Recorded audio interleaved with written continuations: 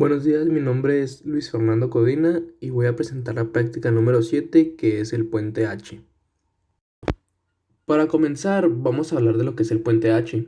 Un puente H es un arreglo de transistores que se comportarán solamente como interruptores.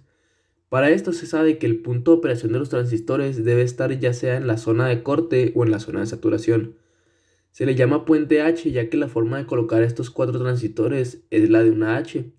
El objetivo de este arreglo es sencillo: hacer que un motor de corriente directa cambie el sentido en el que gira sin tener que cambiar las polaridades de la pila.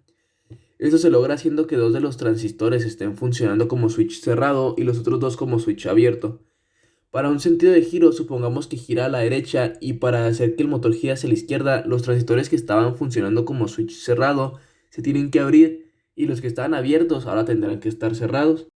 De esta forma, la corriente le llega al motor primero en un sentido y al accionar el cambio le llegaría en el otro sentido, haciendo que la polaridad del motor cambie y con eso también cambie el sentido hacia donde gira.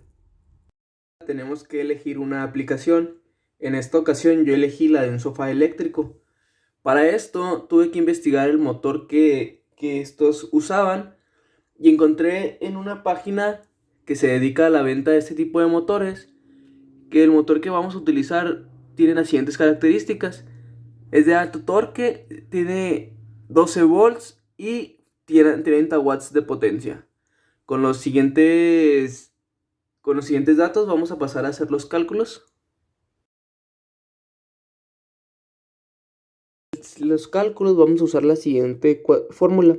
La potencia es igual al voltaje por la intensidad de corriente, pero como tenemos solo los datos de potencia y voltaje, entonces despejamos para tener la siguiente ecuación. La intensidad de corriente es igual a la potencia entre el voltaje.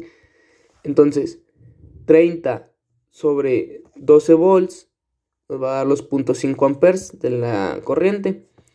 Para sacar la resistencia del motor, vamos a usar esta fórmula, que es la resistencia es igual a la potencia entre el cuadrado de la intensidad de corriente, que esto va a ser igual a 30 watts entre 2.5 al cuadrado. Nos va a dar un resultado de 4.8 ohms. Para el VCC, vamos a ir al datasheet y vamos a ver que para este tipo de transistores, que es TIP 31, vamos a usar 1.2 volts para los transistores. Como son iguales, vamos a usarlo de los dos lados, tanto del base de colector emisor, voltaje colector emisor 4 y voltaje colector emisor 1. Entonces, al ser 1.1, 1.2 y tener el voltaje de motor que son 12 volts, la siguiente ecuación nos da el resultado de 14.4 volts. Ahora, ya teniendo estos datos, nos damos cuenta, los vamos a escribir aquí.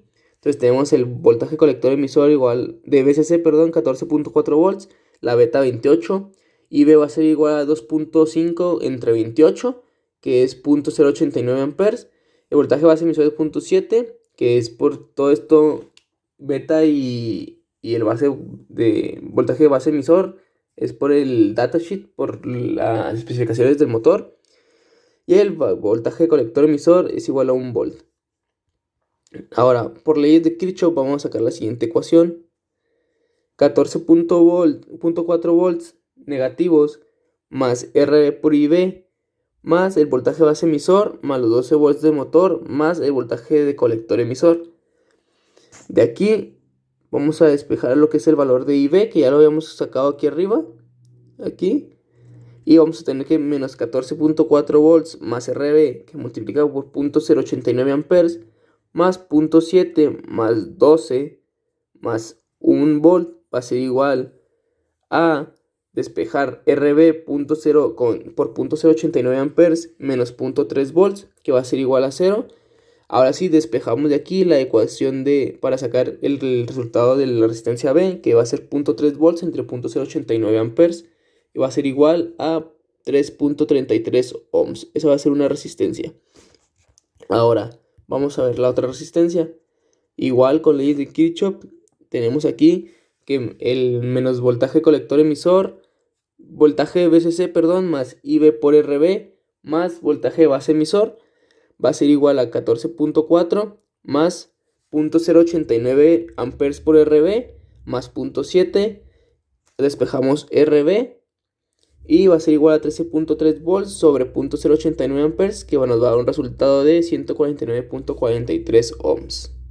Vamos a ver cómo son los resultados en el circuito en Proteus.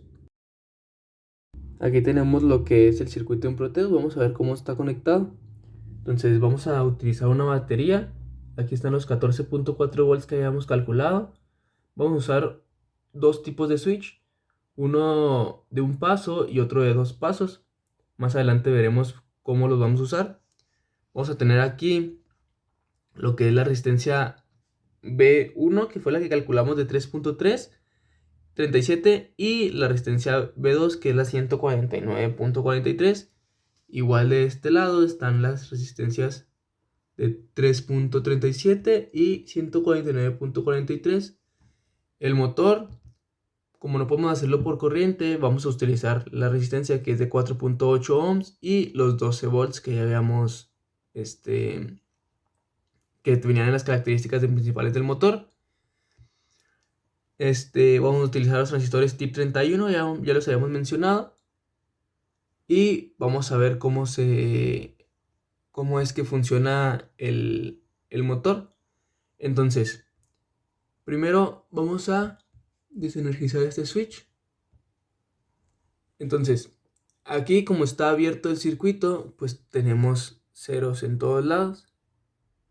Ahora, vamos a darle al switch principal energía. Entonces vemos cómo empieza a rotar el motor. Aquí tenemos los 12.1 volts que tenían en las características, los 12 volts que nos habían pedido. Y tenemos los 2.5, aquí tenemos los 2.5 amperes que habíamos calculado de corriente. Y aquí tenemos los valores. Pueden ver que nos sale prácticamente igual que en los cálculos. Tenemos el punto 68 de voltaje de base emisor, que era 0.7, pero pues aquí nos sale el punto 68, entonces está correcto. Ahora sí, vamos a darle cambio del switch. Vemos cómo gira en sentido contrario y los valores son los mismos, salvo que como está en sentido contrario, ahora son con signo negativo. Entonces tenemos igual los 12 volts negativos, los menos 2.51 amperes y los .62 de voltaje base emisor. Esta es la práctica 7 y muchas gracias.